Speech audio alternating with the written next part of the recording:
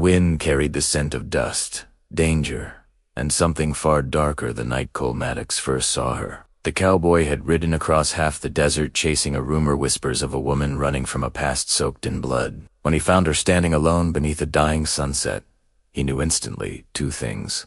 She was terrified, and she was lying. Her name was Elise Hartwell, a lady too polished for the raw frontier, yet too broken to hide her fear. Cole approached slowly, boots crunching against the dry earth, his hand resting near the worn handle of his revolver. "You're hurt," he said, his voice low, gesturing to the dried blood on her sleeve. She shook her head quickly, her eyes wide. "Please, don't come closer.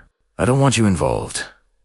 But fate had already tied their paths together. Thunder rumbled across the horizon as a desert storm rolled in, swallowing the last streaks of sunlight. Cole didn't give her a choice. He lifted her onto his horse and rode hard for the abandoned mining cabin he used as shelter, its wooden boards groaning like ghosts, telling old secrets. The storm hit with a vengeance, wind howling through the cracks like a final warning. Inside, Elise sat by the dim lantern, trembling. Cole finally broke the silence. "Who's after you?" She hesitated, her eyes filled with a storm of their own. "Not you," she whispered, her voice barely audible. "What I know." She pulled from her coat a small iron locket engraved with a sheriff's star, scorched black. Inside was a folded piece of paper stained with blood. Cole unfolded it just enough to see a map and a name written across it. Sheriff Olden Graves, the most feared and respected lawman in 3 states. But why would a sheriff want her dead? Elise's voice shook as she explained. "I saw him kill a man, not just kill execute. And the man, he was my brother. He discovered something about the gold shipments, something the sheriff didn't want anyone to know." Cole's jaw tightened. A corrupt sheriff in control of half the frontier. That was a secret that could get anyone who dared to speak it killed. Suddenly footsteps outside. Slow. Heavy. Purposeful. Cole grabbed Elise, pulling her behind a dusty table as a shadow slid across the window. A voice called out, cold as the storm itself. "Elise, you can't run forever." Sheriff Graves. He had found them. Cole's heart hammered against his ribs as the door creaked open.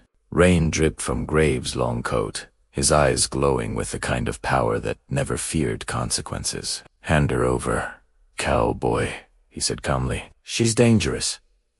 Cole stepped forward, putting himself between the sheriff and Elise.